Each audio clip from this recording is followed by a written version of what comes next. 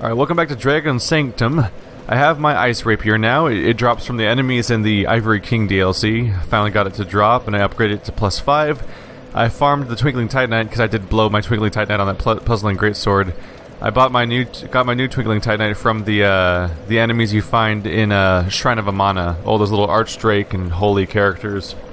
I'll have a decent chance of dropping Twinkling Titanite. Is that guy gonna aggro from here? I'm gonna try not to aggro him if I can. But I'm basically going to want to run for it. Left is a dead end, right is going to take me forward through the level. And if I'm lucky, I can get at least a chunk of the way there without aggroing them, because their ranged attacks and stuff like that are actually kind of damaging. So the more ground we cover before we aggro them, the better.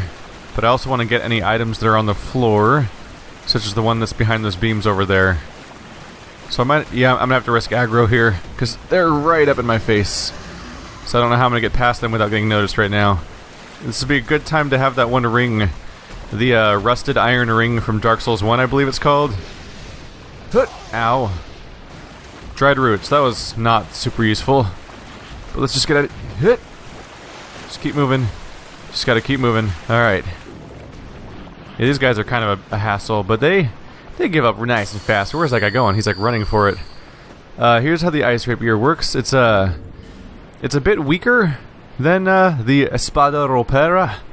It does 15 less base damage, basically, which is not a big difference. Here's what's kind of bullshit, and it's frustrating to me about Dark Souls games in general. The Espada has A scaling with Dex. Okay. Oh wait, never mind. I'm wrong. It's my strength. Never mind. I was like, this seems dumb. This thing has A scaling with Dex. This thing has B scaling with Dex. Why do they have the same bonus damage? But then I realized that this has higher strength scaling, so it's getting more bonus damage from my strength. That makes more sense. Anyway, it does 15 less damage than my pre-existing weapon does, but it does do, especially with my extra bonus, it currently does 130 bleed per hit. So you lose a tiny bit of damage, but a lot of characters could potentially bleed when you hit them. I believe I found the Dragonstone. I don't actually remember what this accomplishes. Vigor Phantom. Try Tongue. Are we gonna get invaded? Oh yeah, we make a bridge. Oh yeah. It's gonna make a bridge all the way up there. I don't necessarily remember where that bridge... Oh yeah, that bridge connects... Oh yeah, because I think we find an elevator in here, and that bridge connects it, and that's how we proceed. Or something. I don't know. We'll check it out. You'll see it later in person. And I think that's a bottomless pit. I'm not sure, but you might not be able to walk over there. I think that's all water you can fall into instead of walk across.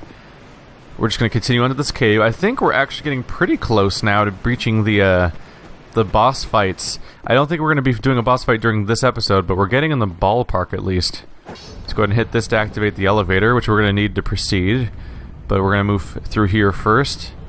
Give our nice bleedy rapier a shot. But I can't take this. I mean, yeah, you literally can't take this. Your Minecraft instincts have betrayed you. What do we have around here? No enemy. Drake Blood Greatsword. I remember being similarly puzzled the first time I came through here. I'm like, why are there no bad guys? Seems like a place where a bad guy would be. Where's my new Greatsword? How am I not seeing it? Am I a blind, stupid person? Drakeblood Greatsword. Greatsword wielded by the Drakeblood Knights, led by the Honorable Sir Yor. The insignia, chiseled upon its hilt, symbolizes dragon's blood.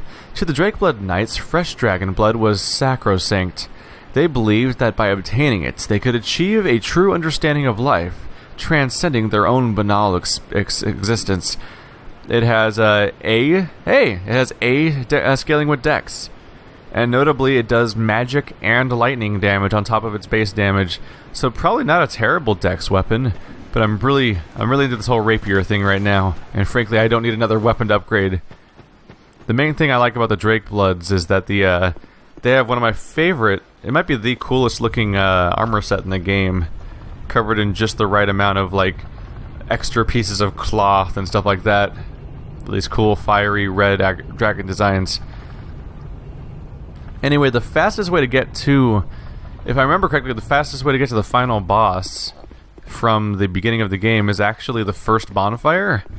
And I think that's where this elevator is actually going to take us. I think that bridge down there we just opened up leads us to the final the final two bosses of this area, because they're kind of clumped together. But I think you access it most easily from the starting bonfire. Let's see, this is where I think it is. I think it's where I think it is. That's a terrible sentence. Hello, and here we go. Yep. Very first bonfire in this DLC. Though from when we were first in, when we were overseeing the crazy Incan temple looking stuff around here. There's some baddies over there. That's the bridge to the optional bosses. We'll do those later. But first, I want to do the two mandatory ones, which are basically just down here. It takes a little while to explore. And you guys know how I like to explore and everything. So it's basically you just do this run from this location. Let's trigger this. Yeah, there's a decent chance I'll manage to die. So let's just trigger this elevator to go back.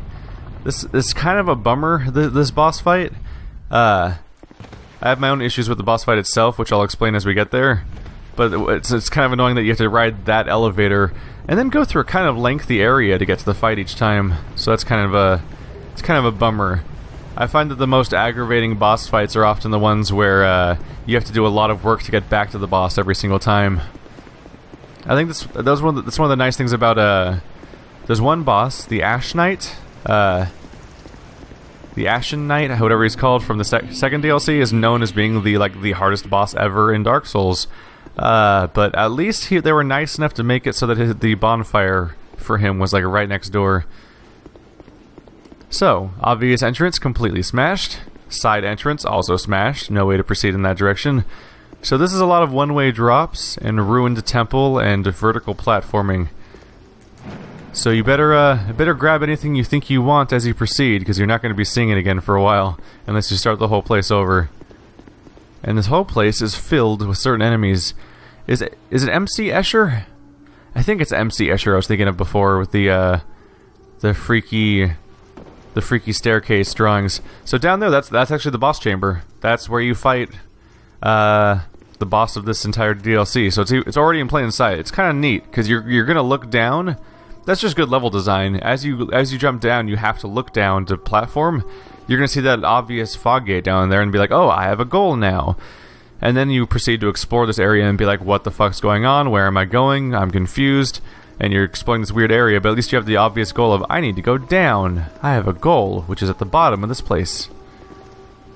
And I believe that's the knights we saw, that we just heard about, with a really cool armor set with the red cloth everywhere and stuff. Oh yeah, right.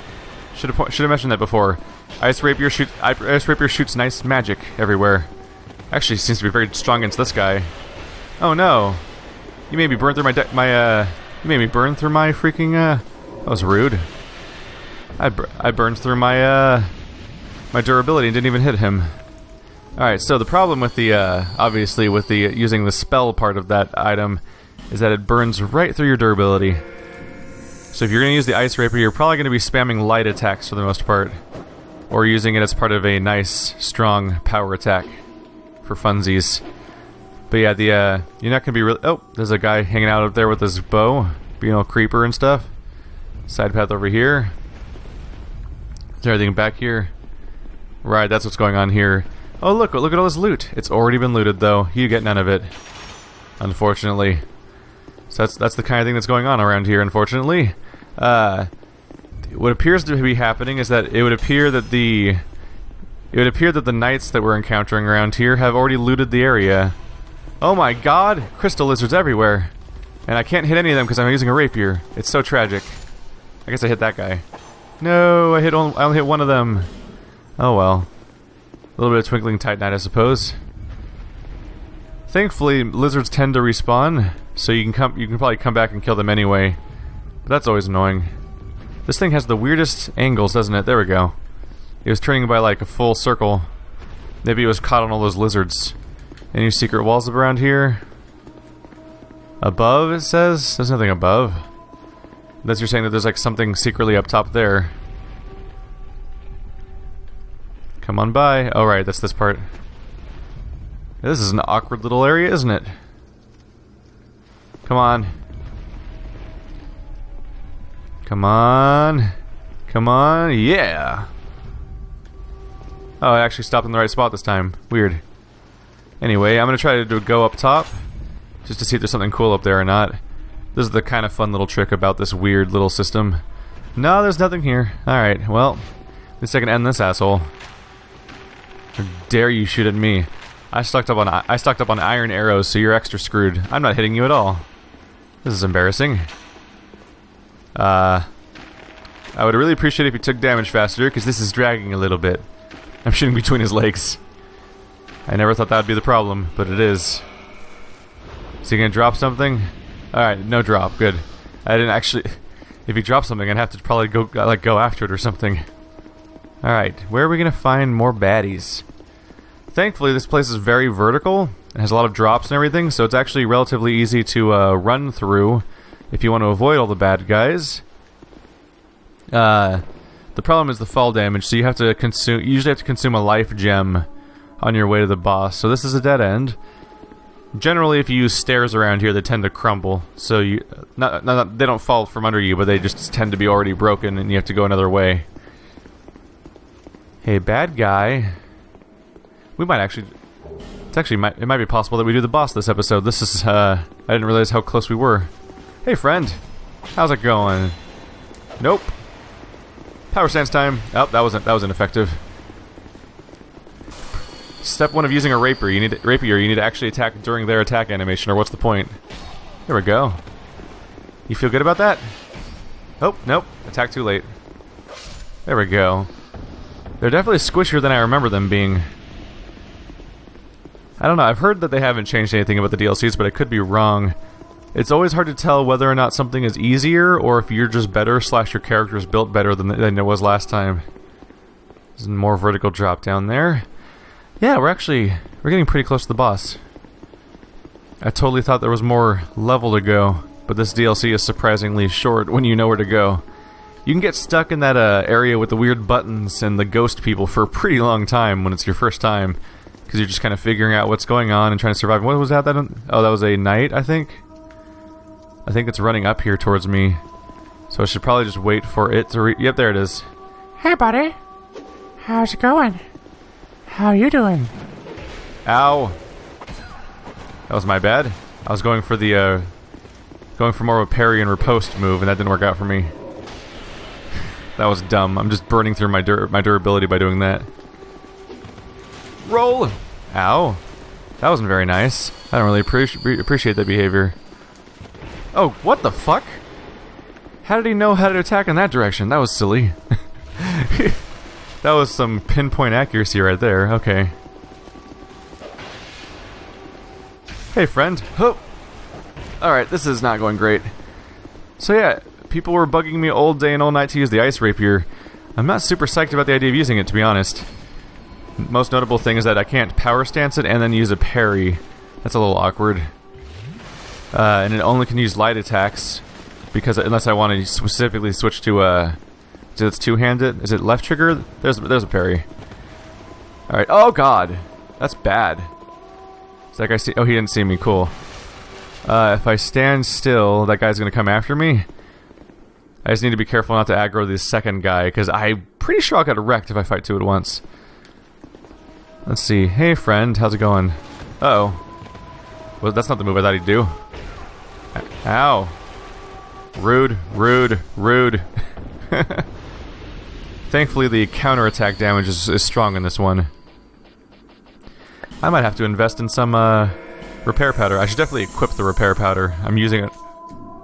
I'm way more prone to using it now than before. Alright, well, since I made this mistake of falling down here, I guess I might as well try to sneak up on him. Careful. Oh, no! Can't sneak up on this guy, apparently. Hey, buddy, how's it going? Ow. Oh. Interesting attack animation. Yep. Hey, buddy, how's it going? Yeah. Man, you do so much more damage during an actual counterattack than you do from a normal attack. Thankfully, his swing, he's got a very heavy weapon, so his swings have a big... Ow! Oh no, I fucked that up. I thought I was standing outside of attack range and I was very wrong. Infinite Flurry. Uh-oh. Uh-oh. Huh. That's not good. That's not good at all. Hey, buddy. Whoa, how'd you end up all the way over there? You weren't even that close to me. Huh. Oh. You never want to be upstairs with a rapier. It's really awkward trying to stab somebody at that angle. You're a little better from below, because then you at least can hit them in the legs. But upstairs, the default animation is a little high, and you tend to go over their heads. So you're at a disadvantage. What do we have around here? Bad guys around at all? Hello, dramatic fog gate. It's relatively uncommon.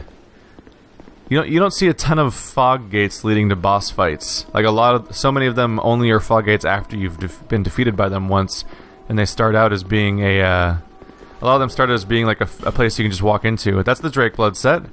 If I put that on, I'll look just like all the guys I'm fighting right now, which is a really good look if you're someone who wears armor. In my case, that would probably just weigh me down. I'm actually forgetting what the right way is to proceed from here. Do I even come down here? I don't remember if I don't think I'm actually want to come down here in the first place. I think this might be too far down. I think I remember having to jump across somewhere. Just got distracted by the whole, getting attacked by things. Nothing over there. All right. Let's look for yeah, it's this thing over here, I think. Yep. Hey, buddy. You might be able to hop across to that side, and there might be another treasure chamber, but I don't know. No, that's probably not a reasonable jump. I don't know. I'm bad at judging just how much you can jump in Souls games in many cases. So this is a pretty difficult boss area by many accounts, but it also has a fair amount of things you can use for support, which is interesting. Dragon's Rest. So right here we have Steelheart Ellie. She's weird. She basically just punches people. She has like Dragon Fist. I mean, she has like, I don't know if she has a Bone Fist or if she has just the whatever the fist weapons are called that you just get at the main store. But more notably, there's a potentially more useful NPC somewhere around here. I don't remember if I've ever found him, to be honest. It's impossible. Vision's a friend. You might have to have been progressing his storyline or something, but I'm pretty sure you can, if I remember correctly, I think you can summon Benhard of Jugo around here. But I feel like, despite hearing this, I don't think I've ever found his summoning sign here before. Either because maybe I haven't done the quest line properly, or maybe I just... Vision's a treasure. Maybe I've never done the quest line properly, or maybe I'm just missing him somewhere, because this is kind of a weird layout of an area where I would certainly forgive myself for not noticing something. Alrighty then. I think it's about time to load up on just be repaired. Not psyched about a number of Estus flasks, but as you can imagine, running here is pretty easy. You just hop down all those platforms really quickly. The enemies usually can't keep up with you, or maybe even die from the fall along the way. And you just pop one quick life gem and you're good. The boss fight itself, you might be less good. This boss fight infuriated me, but maybe I'll be way better now.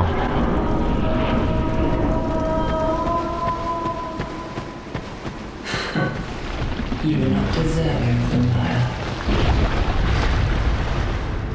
It's Elana, the Squalid Queen. Kind of like Nashandra. Similar amount of dark spells and stuff like that. She has some nasty tricks, though. First of all, she's way more aggressive at using actual offensive casting than Nashandra was. She doesn't have the weird curse AoE that Nashandra had. Oh my god, my damage is so much higher. Okay. Nope. She has pyromancy and a number of nasty spells you have to watch out for. Oh wow, are we immediately getting a peek at the worst thing she does? We are. Alright, this is the worst thing she can do. This is the worst case scenario during a boss fight with Elsana. So she has a bunch of nasty spells, as is happening right now. And it can be difficult to avoid taking damage from those spells. So ideally, you'll be focusing on her the entire fight, which is why... But then they gave her summons. And in this case, I didn't just get any summon, I got the worst summon. I got fucking Velstadt. If you're lucky, she'll just summon some skeletons or something. Oh crap. Yeah, this is kind of ass. Yeah, so she has a relatively large pyromancy spell. Lots of ranged spells, lots of nasty things she does to you, and then on top of that she can summon Velstadt. And I think if you take long enough, she'll totally summon someone else, to the point where like she can be summoning another Velstadt the moment you finish killing Velstadt. Which is like, are you serious, man? Oh, and she's also strong with melee. Thankfully, I'm doing more damage to her than I remember being able to. She's in skeleton mode. I can go for full damage burst while I can. Is that an AoE? No? Alright, now this is more manageable. That's an AoE. You don't want to get caught in that. Pretty standard for a lot of bosses. Ow, shit. Thankfully, the skeletons go down pretty easy. They're definitely easier than Velstadt overall. The main challenge when she summons skeletons is just being able to... Ow! Is being able to deal with the skeletons while also not getting overwhelmed by all the spells she's throwing at you. Oh god, and she can teleport. Forgot to mention that. Or, forgot to think about that. I don't know. Oh no! I really want to get her down on the first try, so I'm just kind of... It might not make all that much sense from the commentary. Holy fuck, I just beat Elana on my first try. What? What? I can't... What? I'm sorry, that's incomprehensible to me. Elana originally earned one of those, She originally earned one of those, what do you call them? The boss fight abridged episodes. In fact, she was the original boss fight unabridged episode that I did, where it's like, alright, you can watch me fight this boss for an hour. So yeah, rapier damage is pretty fucking nuts, apparently. I'm really, like, did they nerf her, or is she just way easier than I remember? Wow, okay, so, there's the dragon, the big, nasty dragon. This is interesting, because if you go to Dragon's, the Dragon Shrine, where before the Dragon God fight, this exact mural shows up on the wall there. You can try to draw connections between the two locations in the lore, or you could just be like, From Software reused an existing model. Both are incredible. I mean, the latter is a pretty realistic interpretation of the scenario. And thankfully, we get a bonfire right away. This is handy, because I have actually a pretty good supply of souls right now. There's Transcendent Eddie, Blood Gulch 15, that's a player, obviously, and Abbess Fiva. Do not summon Abbess Fiva. You can do the other guy if you want. Generally, this is a good fight to solo, even if you're having trouble with it, but if I remember correctly, this boss fight is resistant to lightning, and that's all that Abbess does, so she's just gonna be useless. Summoning increases the boss's defenses and makes them harder to kill, so you really need to summon things that are actually gonna help you, and summoning the cleric is not going to help you. Alright, now it's time to defeat Sin, the dragon that we met at the very beginning of this DLC. I remember him being considerably easier than Nishandra, and since I've said that, that means I'm totally gonna get murdered by him now, aren't I? He's intimidating, but he's just another dragon fight. One of the better designed ones, if I remember correctly. I think he's basically... If I remember correctly, he's basically just like a remake of Calamite from Dark Souls 2. I think he does poison and fire damage. You have to be very careful. One of the awkward things about him is I think he can spend a lot of time in the air. Yep. He spends a lot of time flying around sometimes, which can be problematic. You just have to do what you can to avoid his various ranged attacks. Try to get all up in his face like this to avoid his fire damage, but avoid... Like many dragons, you have to avoid his tail attacks and his melee attacks. Did his... Wait. Did his leg... I think just now when I was running under him, his legs ragdolled, and it was just like the funniest sight. God damn, my damage is the best. Hey, buddy. He's got Yorg's spear sticking out of him, which is apparently the reason why he does so much poison. It's a little awkward to fight, because he just... It's one of those fights where it's like, he won't stop flying, so half the fight is kind of spent chasing him, frankly. And it's a little awkward because he tries to attack you. Oh. Ow. He actually hit me with that. He has a tendency to attack you from the air, which is awkward because you can't really see him sometimes. It's not always possible to see a dragon from up there. Alright. So basically just do damage when you can. Avoid getting caught in his various AoEs. And bring a big stick to stab him with, basically. Oh god. He has a flank attack. I don't remember that one. It's a surprising amount of nuance and It's a surprising amount of nuance and accuracy to the dragon breath on a character. And then he head whips you, which is hilarious. Oh, my head's like a giant whip. I'll just smack you with the whole thing. That makes sense, I guess. Oh god. So this is a very content front-loaded DLC where you have to get all the bosses at the very, very end of it, which is an unusual layout, to say the least. Try to heal real quick. Ow. What the fuck? That was a claw attack? That wasn't even close to hitting me with this claw. Ow. Okay, he's being a dick now. I don't have any practice against this guy, because he generally, even though he's good at hitting me, he's not usually good at killing me. Ow. So I haven't had to actually do that many attempts on him. I just mostly avoid damage every now and then. He has a surprisingly varied moveset, although they're mostly just dependent on what direction you are compared to his physical body. So he just does weird moves based on that. And he's dead. Alright, yeah. Good to go in with a full set of Estus flasks, but aside from that, he's a pretty straightforward fight. Watch out for heavily telegraphed fire attacks, and try not to stand in front of him too much, because that's where most of his melee attacks can happen. And just stab the shit out of him. And DPS helps like always. I almost broke my rapier, didn't I? Whoops. Yorg's Ring. This is the ring of the guy who stabbed him in the gut. It sometimes deflects spells. Ring of Sir Yor, who sought the blood of a dragon and invaded Shilva. It can deflect spells.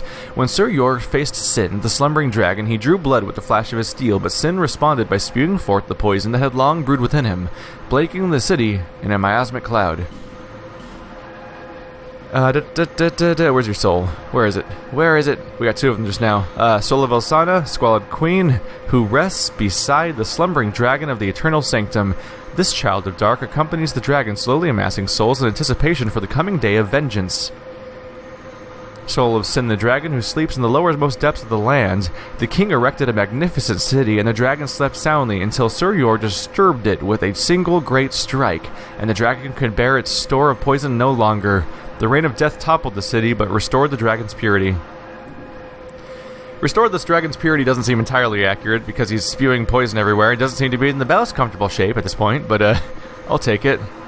But here's the most important thing. Crown of the Sunken King. The reason why we're here. Might as well put it on just for funsies. A faint heat lingers in the ancient crown. Look at that. It's the most crown-like crown, I think, out of the three, if I remember correctly. Crown of the Sunken King, who once ruled this land, the king erected the eternal sanctum below the earth to worship the great dragon, but the towering bulwark crumbled with the city shortly after the dragon's awakening. But these were events long ago, and today no one even remembers the king's name. Ah, that's sad. Sanctum Priestess Tiara. Tiara of an eternal sanctum priestess, preventing the effects that block spells. This tiara has been warped by poison, adding to its already peculiar design. It is said that the priestesses sang to preserve the dragon's deep slumber, but one wonders if a single phrase of their song ever reached the dragon's ears. Those are the weird creatures that, like the weird women that were casting spells on us that didn't really look human anymore. That was what they were wearing. There's a lot of stuff around here. Here's the Drang Lake helm we got from that, yeah, that's supposed to match the rest of the Drang Lake set, apparently. No, you don't get to see that very much because it looks so strange. I don't remember what the Sunken King crown does exactly. They all have special effects that are usually not super substantial. The one for the Iron King DLC is by far the most useful one. But that's going to do it for this, not this entire DLC, but the main progression. That's how you beat this DLC, so to speak, and get the crown required for additional Vendrick dialogue and stuff. But there's a whole optional area with an extra boss, and we're going to take a look at that. No promises. I really dislike this boss because it feels like not even an actual boss, but I'll give it a shot. Everything else is going smoother than it did before, so maybe I'll take them down this time. But this is, if there's any boss I'm likely to just not bother beating, it's this specific one we're going to do next, where I'm just like, this seems like they didn't even try. And you'll know what I mean when I get there. But thanks for watching, guys, like always. I'll see you next time.